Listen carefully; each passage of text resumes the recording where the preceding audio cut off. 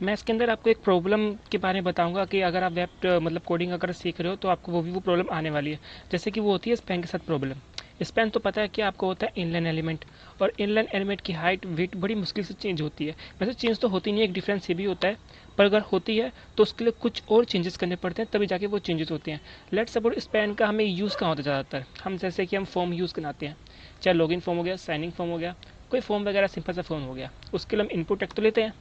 ठीक है, input tag लेने के बाद जैसे कि मैंने ये इनपुट टैग लिया, मैं रन करता हूँ, तब तक ये रन हो रहा है तो यहाँ पर मैंने इनपुट लिखा है। ठीक है, अब ये इनपुट क्या ले रहा है उसमें लिए आपको एक नाम देना पड़ता है, फिर चाहे वो प्लेस होल्डर से दो। लेट सपोज जैसे प्लेस होल्डर का मतलब है ये place holder, enter your name, spelling कर दोगे कोई नहीं, जैसे यहाँ पर आप नाम देते हो, या फिर आप यहाँ पर भी एक टैग लिखते हो, या फिर यहाँ पर भी आप टेक्स्ट लिखते हो जिसमें लिखा होता है enter your, enter sorry your name. पर यहाँ पर एक दिक्कत आती है कि जब अगर पैराग्राफ का टेक्स्ट लिखते हो तो वो होता है एक ब्लॉक एलिमेंट, जो कि फिर उसके बाद जितना भी चीज़ लिखोगे वो न्यू लाइन से प्रिंट होने लग जाता है। और पैराग्राफ के अंदर एक अपनी खुद की प्रॉपर्टी ले रखी होती है मार्जिन पैडिंग वाली, तो इसलिए इसको हैंडल करने के लिए हमें कुछ एक्स्ट्रा सीसेस लिखनी पड़ती है। और यहाँ पर लिखने का एक तरीका और होता है कि हम पैराग्राफ यूज़ ना करें, यहाँ पर हम लिख दें लेबल। अगर हम लेबल लिखें एंटर योर नेम, ठीक है, या तो यहाँ पर आप ये नेम ये आ जाएगा पूरा परफेक्टली, इसके बाद CSS से कुछ हैंडल हो सकता है। पर दिक्कत तब आती है जैसे कि यहाँ पर मैंने लेबल लिखा और ये हमें मिल रहा है फोर एट्रीब्यूट, अगर मैं फोर को यूज़ ही ना करूँ तो फिर लेबल का कोई मतलब नहीं बनता, तो इसलिए लेबल का भी कोई फ़ायदा नहीं है। अब जनरली क्या होता है, पीपल स्पैन का यूज़ करते हैं, स्पैन लिख दिया मैंने एंटर योर नेम, तो ये पूरा परफेक्टली वर्क कर रहा है, देखो कर रहा है। ठीक है, पूरा अच्छी तरह। बाकी ये नॉर्मल से इसकी जो अलाइनमेंट है सीध से होती है, पर दिक्कत तब का आती है जहाँ पर अगर आप यहाँ पर स्टाइल में लिखा, ठीक है, ज़्यादातर ये मीडिया स्क्वायरी में दिक्कत आती है कि आपने ये फॉर्म बनाया, फिर इनपुट लेगा स्पैम के थ्रू आपने ये नाम लिखा, फिर जब यहाँ पर अगर आप स्पैम का चीज़ें चेंज करना चाहो, लेट्स सपोज विथ, अगर विथ मैं इसकी 150 लिखना चाहूँ तो उसकी विथ चेंज नहीं होती, रीज़न इनलाइन एलिमेंट। ठीक है, मैं आपको दिखा देता हूँ, बॉर्डर 1 पिक्सल सॉलिड रेड। ठीक है, अब वो ये बॉर्डर उतने में कवर हो रहा है जितना एंटर योर नेम लिखा है।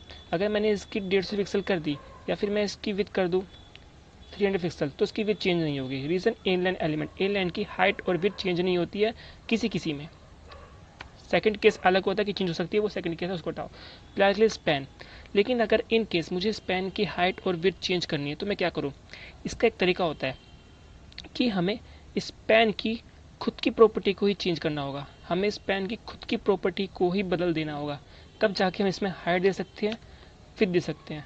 वो कैसा होता है, अब एक चीज़ देखो, ये फॉर्म है, फॉर्म के अंदर स्पैन इनपुट, एक तरह से फॉर्म के चिल्ड्रन है जो फॉर्म के अंदर है, तो मुझे कुछ ऐसा करना होगा कि मुझे कुछ ऐसा करना होगा जिससे इसके चिल्ड्रन अपने आप चेंज हो जाए, यानी फॉर्म के अंदर जितनी भी चीज़ें हैं वो उसकी प्रॉपर्टी ऑटोमेटिकली अपने आप चेंज हो जाए।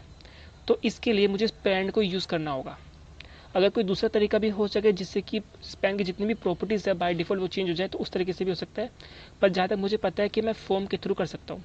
मतलब जहाँ पर भी स्पैन है उसका जो पेरेंट है, सबसे पहला पेरेंट, अगर हम उसमें कुछ चेंजेस करें तो हो सकता है। जैसे FRO फॉर्म के अंदर जैसे कि हमारा वो होता है, क्या बोलते हैं, एक प्रॉपर्टी होती है जिसका नाम होता है डिस्प्ले। अगर मैं डिस्प्ले फ्लैक्स करूँ तो इससे क्या होगा, फ्लैक्स में हो जाएगा। उसके बाद अगर मैं विथ कर दूँ स्पैन की 150 पिक्सल, तो ये हो जाएगा 150 पिक्सल, यानी बड़ा हो गया, यानी अब इसकी विथ में चेंज आ रहा है।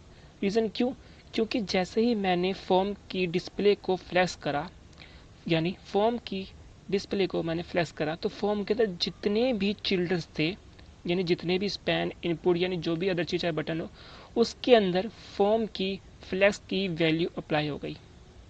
इसका मतलब फॉर्म में जब मैंने डिस्प्ले फ्लैक्स करा तो ऑटोमेटिकली जितने भी चिल्ड्रंस हैं वो सारे अपनी डिफ़ॉल्ट प्रॉपर्टी छोड़ के अपने पेरेंट की प्रॉपर्टी पे आ गए, पेरेंट की वैल्यू उन्होंने एक्सेस कर ली, तो इसलिए स्पैन हो गया फ्लेक्सिबल, और अब इसकी हाइट और विथ चेंज हो गई। ठीक है, तो ऐसा आप कर सकते हो।